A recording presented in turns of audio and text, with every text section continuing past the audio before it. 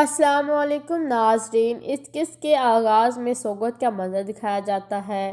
بامسی اور ترگت درگیوس کے گھر میں موجود تھے۔ اتنے میں درگیوس اندر داخل ہوتا ہے اور وہ بامسی اور ترگت کو دیکھ کر چونک جاتا ہے۔ پھر درگیوس کہتا ہے خوش آمدید، آپ یہاں کب آئے؟ ترگت کہتا ہے ہم اس آدمی کے گھر جانا چاہتے تھے جس نے ہمارے سردار کی جان بچائی تھی اور ہم تمہیں ایک ذمہ داری دینے آئے ہیں۔ درگیوس کہتا ہے میں آپ کے لیے کچھ بھی کروں گا، آپ مجھے بس حکم دیں۔ پھر بامسی کہتا ہے درگیوس، یہ سن کر درگیوس چونک جاتا ہے۔ ارطو صاحب نے درگیوس کے ساتھ ایک معاہدہ کیا ہے، وہ منگولوں کا اس علاقے میں خاتمہ کرنا چاہتے ہیں اور اس کے بارے میں درگیوس اچھی طرح جانتے ہیں۔ درگیوس یعنی گھنٹی والا کہتا ہے وہ درگیوس ہمارے بھائی چارے کو خراب کرنا چاہتا ہے، وہ درگیوس تو شیطان ہے۔ ترگت کہتا ہے غصہ مت کرو گھنٹی والے، اب سے تم ہمارے درمیان ایک رابطہ پیدا کرو گے، تم درگیوس کو ہماری معلومات پہنچاؤ گے اور تم پر کوئی شک بھی نہیں کرے گا۔ درگیوس کہتا ہے ارطو صاحب کے لیے کام کرنا میرے لیے شرف کی بات ہے، میں منگولوں کے خاتمے کے لیے ہر وقت آپ کا ساتھ دوں گا۔ بامسی کہتا ہے شکریہ گھنٹی والے۔ پھر وہ دونوں باہر چلے جاتے ہیں۔ دوسری طرف کائی قبیلے کا منظر دکھایا جاتا ہے۔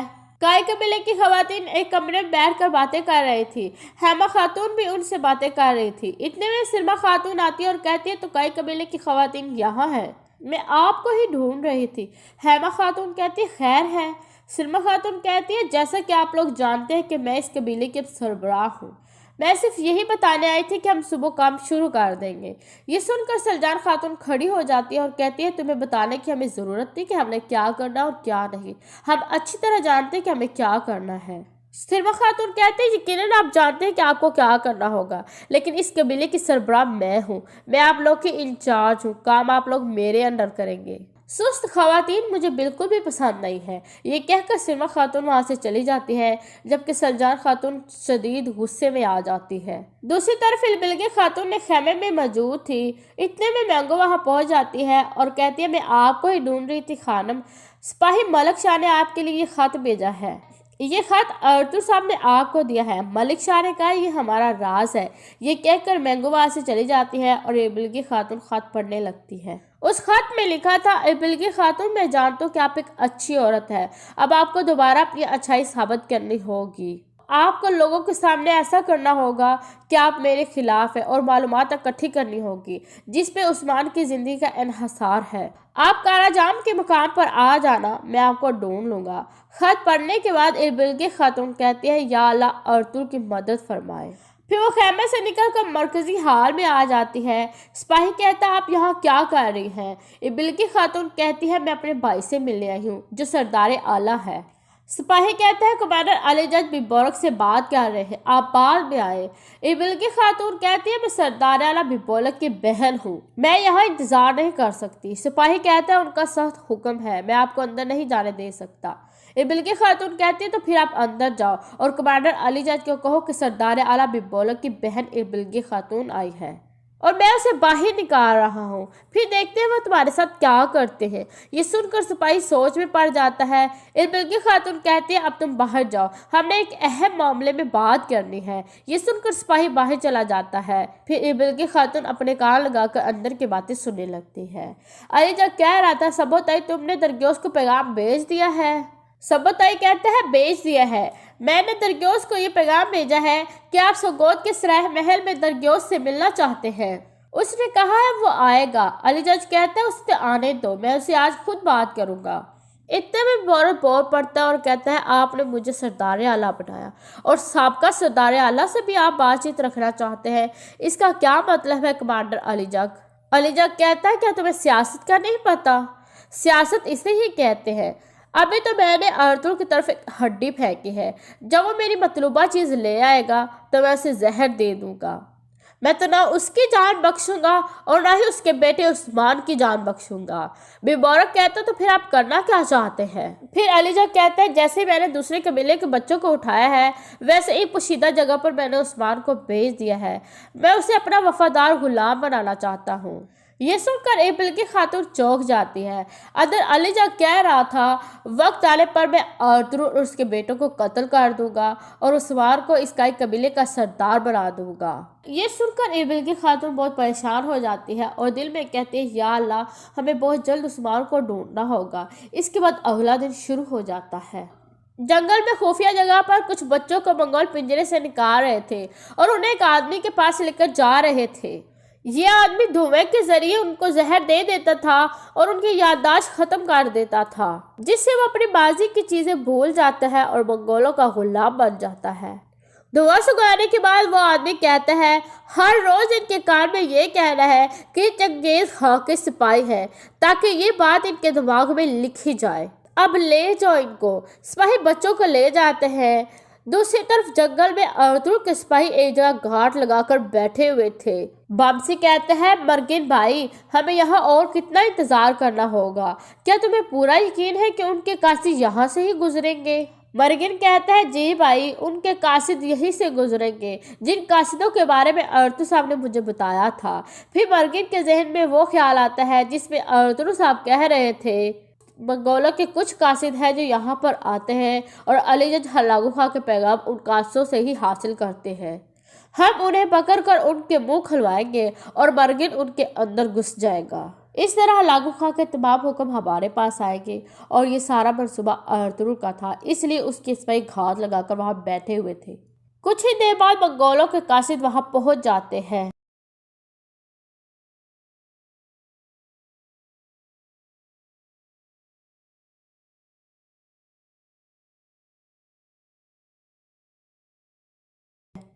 اس طرح وہ منگولوں کو مار دیتے ہیں اور ایک منگول کو پکڑ لیتے ہیں۔ مرگن اس کی جیب سے وہ خط نکال لیتا ہے۔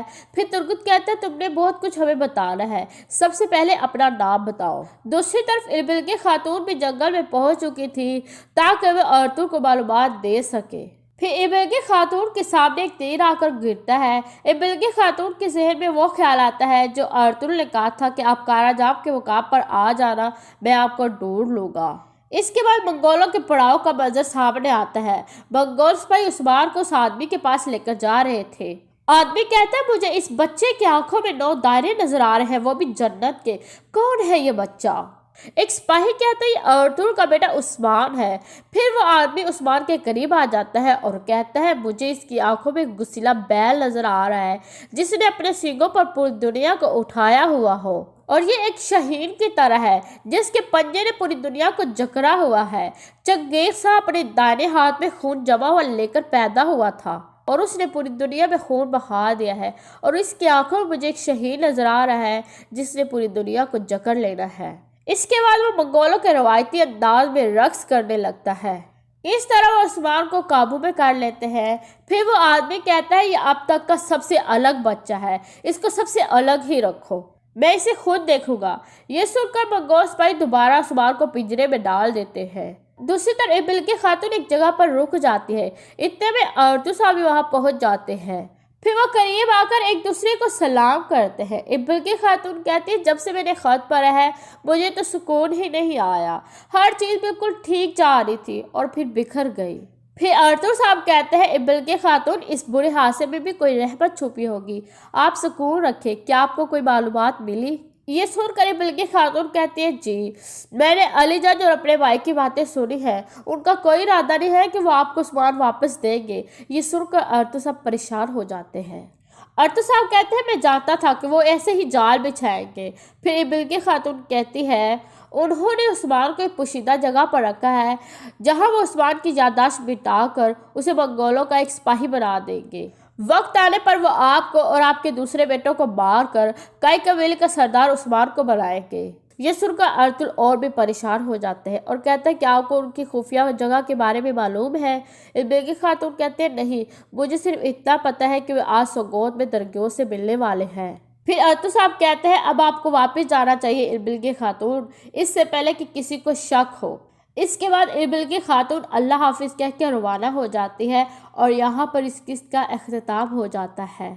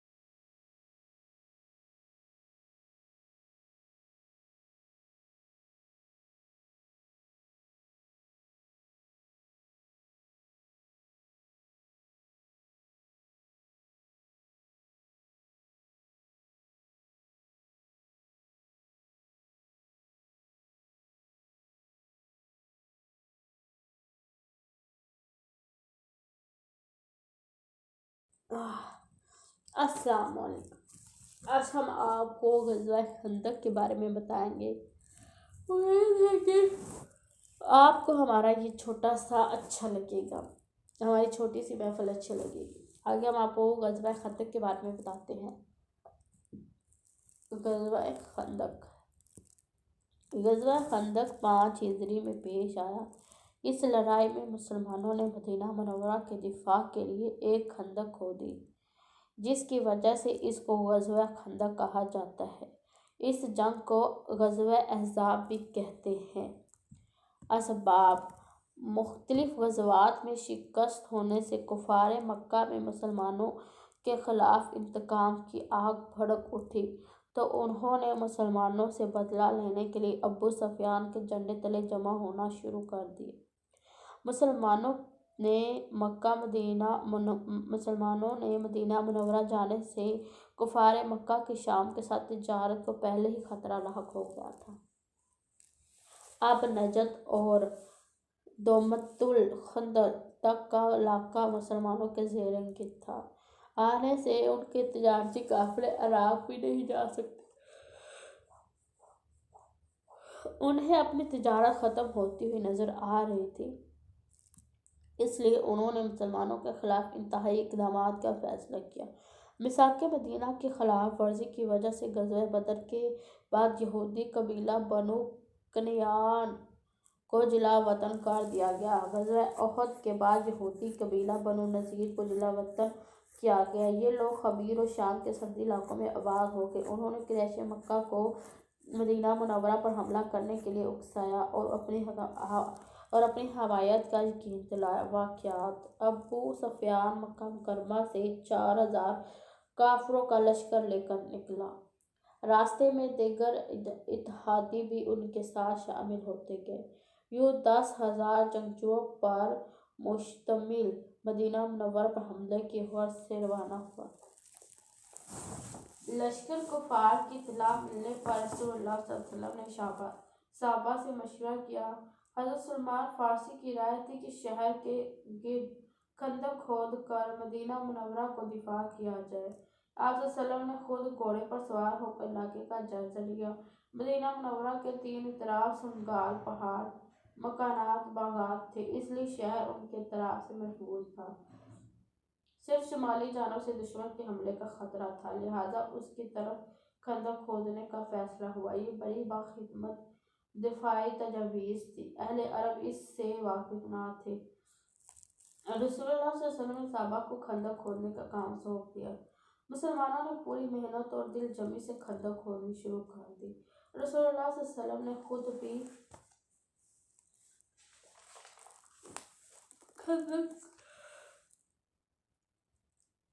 خندق کی کھدائی میں حصہ لیا۔ خندق کی کھدائی کے بعد آپ صلی اللہ علیہ وسلم نے 3000 مسلمانوں کو لشکر ترتیب دی۔ ابو سفیان اپنے لشکر سمیت جب مدینہ منورہ کے قریب پہنچا تو خندق دیکھ کر پریشان ہوا اور مجبوراً شہر کے باہر پڑاؤ ڈالا۔ مسلمانوں کا ہر دستہ اپنی اپنی جگہ خندق کی دیکھ بھال کر رہا تھا۔ دونوں طرف سے کبھی کبھار تیروں اور پتھروں کا تبادلہ ہو جاتا تھا۔ جب کبھی کوئی دشمن خندق عبور کرنے کی کوشش کرتا تو وہ خندق میں گر کر مر جاتا یا پھر مسلمانوں کے ہاتھوں قتل ہو جاتا۔ کفار ہر روز خندق عبور کرنے کے لیے نئے جرنیل کو آزماتے، مگر کوئی خندق عبور نہ کر سکا۔ ایک جگہ سے خندق کچھ کم چوڑی تھی۔ اس مقام سے کفار کے لشکر میں سے ایک مشہور پہلوان عمرو بن عبدو خندق عبور کرنے میں کامیاب ہو گیا اور مسلمانوں کو للکارا۔ حضرت علی نے بہادری سے مقابلہ کر کے اسے موت کے گھاٹ اتار دیا۔ بنو قریظہ میثاق مدینہ کے یہود سے مسلمانوں کے حلیف تھے۔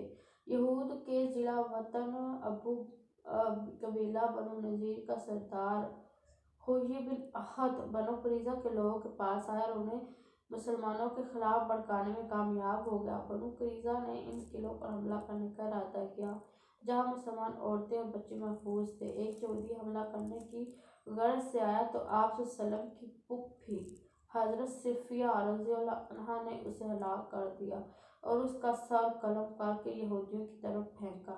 وہ ڈر گئے کہ قلعے کے اندر بھی مسلمان مجاہدین موجود ہیں تو انہیں دوبارہ حملہ کرنے کی جرأت نہ ہوئی۔ ایک نو مسلم صحابہ حضرت نعیم بن مسعود کی حکمت عملی کی وجہ سے یہود اور کفار مدینہ کے درمیان اتحاد ختم ہو گیا۔ یہود اور قریش مکہ کے انتشار سے مسلمانوں کو فائدہ پہنچا۔ اب سردی کا موسم بھی شروع ہو چکا تھا جس سے کفار مکہ کے سپاہی بیمار ہونے لگے۔ ایک رات سخت آندھی چلنے سے کفار مکہ کا سارا سامان بکھر گیا، خیمے الٹ گئے جس سے ان کے حوصلے پست ہو گئے اور ان کے دلوں پر خوف طاری ہو گیا۔ ان کے حالات میں کفار کے لشکر نے وہاں مزید ٹھہرنے کا ارادہ ترک کیا اور وہ پڑاؤ ختم کر کے واپس چلے گئے۔ نتائج: غزوہ خندق میں مسلمانوں کے 6 مجاہد شہید ہوئے تھے۔ ان میں سے 3 قبیلے اوس اور 3 قبیلہ خزرج میں تھے۔ غزوہ خندق فیصلہ کن لڑائی ثابت ہوئی کیونکہ سارے عرب نے بھرپور قوت کے ساتھ مسلمانوں پر حملہ کیا مگر انہیں ناکامی ہوئی۔ غزوہ خندق کے بعد قریش مکہ کی طاقت ختم ہو گئی اور وہ مسلمانوں پر حملہ کرنے کے قابل نہ رہے۔ تمام عرب قبائل پر مسلمانوں کا رعب و بدلہ بیٹھ گیا اور وہ آپ صلی اللہ علیہ وسلم کی جنگی عملیات پر حیران رہ گئے۔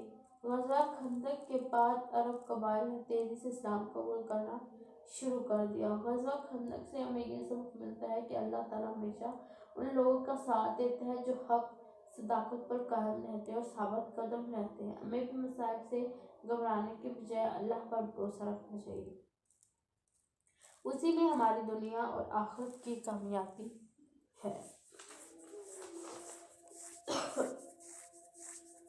آگے ہے اخلاق و عبادات۔ وعدے کی پابندی سے مراد وعدہ پورا کرنا اور ذمہ داری کو سنبھالنا ہے۔ اس میں ہم آپ کو بتائیں گے اخلاق خلق کی جمع ہے جس کے لفظی معنی پختہ عادت، طبیعت، فطرت کے ہیں۔ اخلاق کی 2 قسمیں ہیں، اخلاق حسنہ اور اخلاق سیئہ۔ اچھی عادت اور اوصاف جن کو انسان ہمیشہ پسندیدگی کی نگاہ سے دیکھتا ہے اسے اخلاق حسنہ کہتے ہیں۔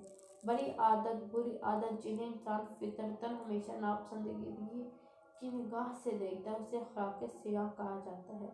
آداب ادب کی جمع ہے جس کے معنی رکھ رکھاؤ اور ہر کام سلیقے کے ساتھ کرنے کے ہیں۔ اس لیے یہ کہا جاتا ہے کہ اچھے اوصاف کو اپنانا اخلاق ہے اور ان اوصاف کو خوبصورت اور دلنشیں انداز سے سلیقے سے پیش کرنا آداب ہے۔ مثلاً درگزر کرنا اخلاق حسنہ ہے۔ عفو درگزر اختیار کرتے ہوئے اچھے انداز اور طریقوں کو اپنانا آداب ہے۔ رسول اللہ صلی اللہ علیہ وسلم کا فرمان ہے کہ مجھے اخلاق حسنہ کی تکمیل کے لیے بھیجا گیا ہے۔ اچھے اخلاق کسی بھی انسان کی سب سے بڑی خوبی ہے۔ ان اسباق کا مطالعہ کے بعد طلبہ نہ صرف اخلاقی آداب سے اچھی طرح واقف ہو جائیں بلکہ ان کی عملی زندگی میں بھی وہ کامیاب ہوں۔ ان اسباق کے مطالعہ کے بعد طلبہ نہ صرف اخلاقی آداب سے اچھی طرح واقف ہو جائیں بلکہ ان کی عملی زندگی میں اپنا اچھے مسلمان بن۔ وعدے کی پابندی۔ وعدے کی مثال پابندی سے مراد وعدہ پورا کرنا اور ذمہ داری کو نبھانا ہے۔ وعدے کی پابندی سے عام طور پر یہ سمجھا جاتا ہے کہ ہم ایک دوسرے سے جو وعدہ کرتے ہیں ہمیں انہیں پورا کرنا چاہیے۔ یقیناً اپنے وعدوں کی پابندی بہت ضروری ہے، لیکن اسلام میں وعدے کا مفہوم صرف یہی نہیں بلکہ اس سے مراد وہ تمام وعدے بھی ہیں جو ہم نے اللہ تعالیٰ اور اس کے رسول کے ساتھ کیے ہیں۔ کلمہ طیبہ لا الہ الا اللہ محمد رسول اللہ پڑھ کر ہم اللہ تعالیٰ اور اس کے رسول کے احکامات کی تعمیل کرتے ہیں۔ اس عہد کے ساتھ یہ لازم ہے کہ ہم اپنی زندگی کے ہر معاملے میں اللہ تعالیٰ اور اس کے رسول کے احکام کی پوری پابندی کریں۔ وعدے کی پابندی میں قرآن مجید اور سنت نبوی کی روشنی۔ اللہ تعالیٰ نے قرآن مجید میں وعدے کی پابندی کا کئی جگہ حکم دے کر اس کی اہمیت کو بیان کیا ہے۔ اللہ تعالیٰ نے اپنے متعلق فرمایا ہے کہ یقیناً اللہ تعالیٰ وعدہ خلافی نہیں کرتا، اللہ سب سے بڑھ کر وعدے کو پورا کرنے والا ہے۔ وعدے کی پابندی کا حکم اللہ تعالیٰ نے دیگر انبیاء اکرام علیہ السلام کی امتوں کو بھی کیا ہے۔ مثلا بنی اسرائیل نے کہا تھا کہ تم میرا وعدہ پورا کرو، میں تمہارا وعدہ پورا کروں گا۔ اس لیے رسول اللہ صلی اللہ علیہ وسلم کی امت کو بھی حکم دیا گیا جو وعدے تم کرتے ہو انہیں پورا کیا کرو۔ اکثر اوقات ایک دوسرے سے وعدہ کرتے ہیں، مثلا کسی جگہ پہنچنے کا وعدہ، کسی خاص وقت پر کوئی کام کرنے کا وعدہ، کسی کی مدد کرنے کا وعدہ، کسی سے ملاقات کا وعدہ، کسی مجلس میں شرکت کرنے کا وعدہ۔ ہمیں چاہیے کہ ہم جب بھی کسی سے کوئی وعدہ کریں تو اسے ضرور پورا کریں۔ اللہ تعالیٰ نے قرآن مجید میں حکم دیا ہے کہ وعدہ پورا کرو، یقیناً وعدے کے متعلق پوچھا جائے گا۔ نبی کریم صلی اللہ علیہ وسلم نے اپنے قول اور عمل سے وعدے کی پابندی کی تاکید فرمائی۔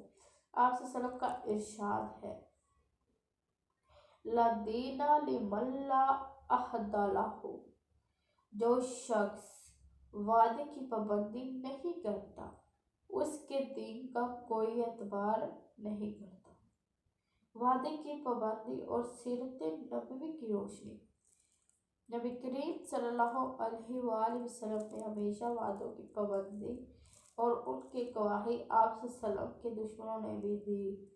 کیسر روم کے دربار میں ابو سفیان نے نبی کریم صلی اللہ علیہ وسلم کے بارے میں جو سوالات کیے تھے ان میں سے ایک سوال یہ بھی تھا کہ آپ صلی اللہ علیہ وسلم وعدہ پورا کرتے ہیں؟ اس کے جواب میں ابو سفیان نے کہا کہ آپ صلی اللہ علیہ وسلم نے کبھی وعدہ خلافی نہیں کی۔ ہجرت مدینہ کے بعد حضرت محمد صلی اللہ علیہ وسلم نے مدینہ منورہ کی امن کی خاطر دیگر یہودی قبائل سے ایک معاہدہ کیا جو تاریخ میں میثاق مدینہ کے نام سے مشہور ہے۔ آپ صلی اللہ علیہ وسلم اور مسلمانوں نے ایک معاہدے کی پوری پابندی کی، لیکن یہود نے اس کو توڑ ڈالا اور بالآخر رسوا ہوئے۔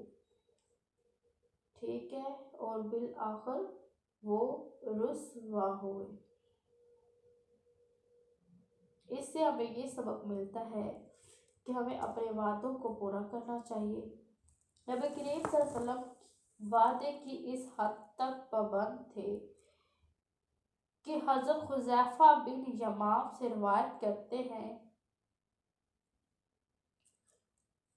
ہیں کہ مجھے جنگ بدر میں حاضر ہونے سے کسی بات نے نہیں روکا، اس سے کہ میرا باپ حسل باہر نکلے ہوئے تھے۔ ہمیں قریش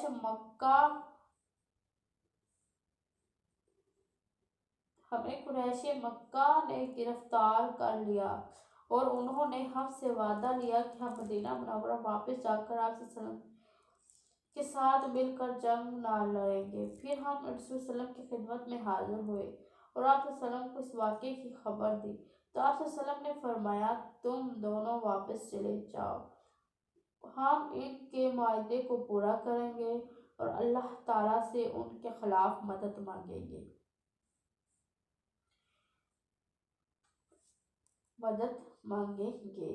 اس طرح 9 سن ہجری کو رسول اللہ صلی اللہ علیہ وآلہ وسلم نے کفار مکہ کے ساتھ ایک معاہدہ کیا جسے صلح حدیبیہ کہا جاتا ہے۔ صلح حدیبیہ کے موقع پر حضرت ابو خضر رضی اللہ عنہ زنجیروں میں جکڑے زخمی حالت میں آپ صلی اللہ علیہ وسلم کی خدمت میں حاضر ہوئے اور پناہ چاہی۔ صلح کی شرائط میں ایک شرط یہ بھی تھی کہ مکہ سے کوئی شخص مسلمان ہو کر مدینہ منورہ آئے گا تو اسے واپس کر دیا جائے گا۔ حضرت ابو خزل کو اس عہد کی پاسداری میں نبی کریم صلی اللہ علیہ وسلم نے واپس کر دیا۔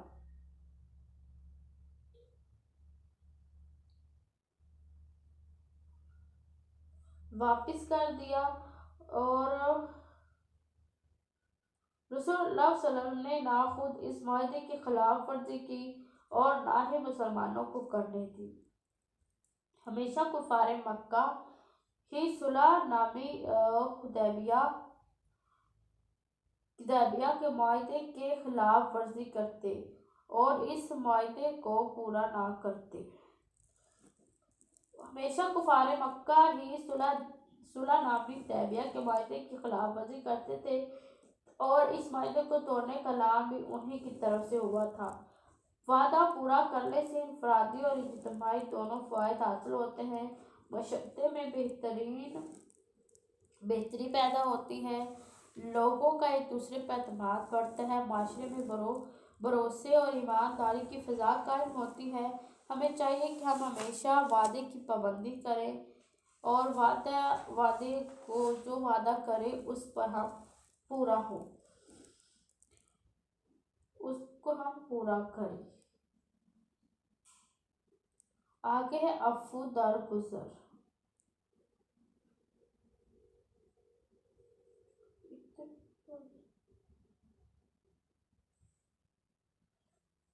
عفو درگزر کا مطلب ہے معاف کرنا، بدلہ لینا۔ اسلامی شریعت میں کسی کی زیادتی اور برائی کا بدلہ نہ لینا اور معاف کر دینا عفو درگزر کہلاتا ہے۔ عفو درگزر اللہ تعالیٰ کی صفت ہے۔ قرآن مجید میں اس کا بہت ہی زیادہ بیان کیا گیا ہے۔ اسلامی شریعت میں کسی کے ساتھ برائی اور بدلہ نہ لینا اور معاف کر دینا عفو درگزر ہے۔ عفو درگزر اللہ تعالیٰ کی ایک صفت ہے۔ قرآن مجید میں ارشاد ہے، بے شک اللہ تعالیٰ معاف کرنے والا اور بخشنے والا ہے۔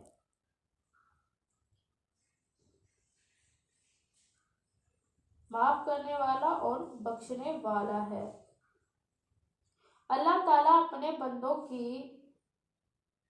بندوں پر مہربان ہوتا ہے۔ اگر کوئی گناہ شخص کرے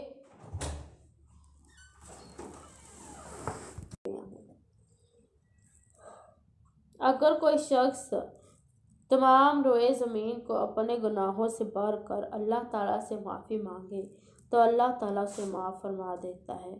بندوں کی غلطیوں کو معاف کر دینا اللہ تعالیٰ کی صفت ہے۔ اللہ تعالیٰ یہ صفت اپنے بندوں کو بھی دیکھنا چاہتا ہے۔ بندوں کو بھی چاہیے کہ وہ دوسروں کے قصور معاف کر دیا کرے، اسی میں انسان کی عظمت ہے۔ آپ صلی اللہ علیہ وسلم نے فرمایا کہ پہلوان وہ نہیں جو دوسروں کو بچھاڑ دے، بلکہ وہ ہے جو غصے کے وقت اپنے آپ کو قابو میں رکھے۔ ایک مرتبہ ایک صحابی نے آپ صلی اللہ علیہ وسلم سے پوچھا، اے اللہ کے رسول، میں اپنے غلام کا قصور کتنی مرتبہ معاف کر دوں؟ آپ صلی اللہ علیہ وسلم تھوڑی دیر خاموش رہے اور پھر فرمایا، ہر روز 70 بار۔ رسول اللہ صلی اللہ علیہ وسلم عفو درگزر کا پیکر تھے۔ آپ صلی اللہ علیہ وسلم زندگی عفو درگزر کا اعلیٰ نمونہ تھی۔ اہل مکہ آپ صلی اللہ علیہ وسلم کے جانی دشمن تھے۔ ان کے ظلم و ستم کی وجہ سے آپ صلی اللہ علیہ وسلم نے مکہ مکرمہ سے ہجرت کر کے مدینہ منورہ چلے گئے۔ انہوں نے آپ صلی اللہ علیہ وسلم کے قتل کی سازشیں بھی کی، مگر جب مکہ فتح ہوا تو آپ صلی اللہ علیہ وسلم نے کسی سے بدلہ نہ لیا، بلکہ آپ نے سب کو معاف کر دیا۔ ابو سفیان جو مسلمانوں کے خلاف جنگوں میں پیش تھا، فتح مکہ کے موقع پر آپ صلی اللہ علیہ وسلم نے نہ صرف اسے معاف کر دیا بلکہ یہ بھی اعلان کر دیا کہ جو شخص ابو سفیان کے گھر میں پناہ لے گا اسے بھی امان دی جائے گی۔ وحشی نامی غلام نے غزوہ احد میں آپ صلی اللہ علیہ وسلم کے پیارے چچا حضرت حمزہ کو شہید کر دیا۔ آپ صلی اللہ علیہ وسلم نے عفو درگزر کی عظیم مثال قائم کرتے ہوئے وحشی کو بھی معاف کر دیا۔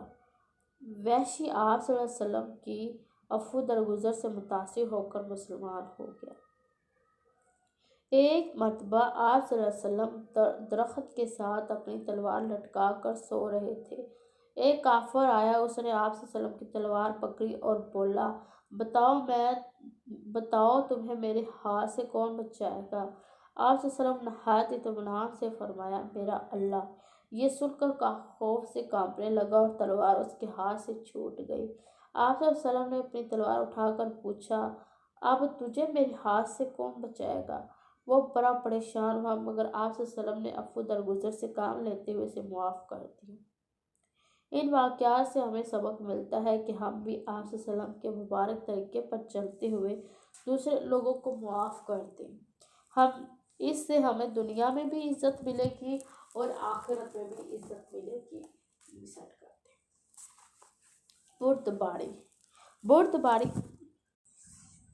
بردباری فارسی زبان کا لفظ ہے۔ کسی طرح اگر میری کٹی نہ موڑ مجھے تو کچھ سا کسی ندانی جہالت اور ناگوار باتوں کو حوصلہ مندی سے برداشت کرنا بردباری کہلاتا ہے۔ بردباری متقین کی صفت ہے۔ اللہ تعالیٰ فرماتا ہے، متقین غصے کو روکتے ہیں اور لوگوں کو قصوروار معاف کرتے ہیں۔ رسول اللہ صلی اللہ علیہ وآلہ وسلم نہایت نرم مزاج اور بردبار تھے۔ اسلام کے ابتدائی دور میں رسول اللہ صلی اللہ علیہ وسلم اہل مکہ کی ہٹ درمی کے باعث طائف تشریف لے گئے اور وہاں کے لوگوں کو اسلام کی تعلیم دینا شروع کر دی۔ انہوں نے بھی آپ صلی اللہ علیہ وسلم کو تکلیف دینے کے لیے آوارہ لڑکوں کے پیچھے لگا دیا، جو آپ صلی اللہ علیہ وسلم پر پتھر پھینکتے تھے، یہاں تک کہ آپ صلی اللہ علیہ وسلم کو لہو لہان ہو گئے۔ آپ صلی اللہ علیہ وسلم کے جوتے مبارک خون سے بھر گئے۔ اس موقع پر حضرت جبرائیل حاضر ہوئے اور عرض کی کہ اگر آپ صلی اللہ علیہ وسلم حکم دیں تو طائف کی بستی کو برباد کر دیں گے، مگر آپ صلی اللہ علیہ وسلم نے بردباری اور عفو درگزر سے کام لیتے ہوئے فرمایا، نہیں ہو سکتا ہے کہ ان کی نسل سے اہل ایمان پیدا ہو۔ حضرت عائشہ صدیقہ رضی اللہ عنہا فرماتی ہے کہ میں نے کبھی نہیں دیکھا کہ رسول اللہ صلی اللہ علیہ وسلم نے اپنے ذاتی معاملے میں کسی سے انتقام لیا ہو۔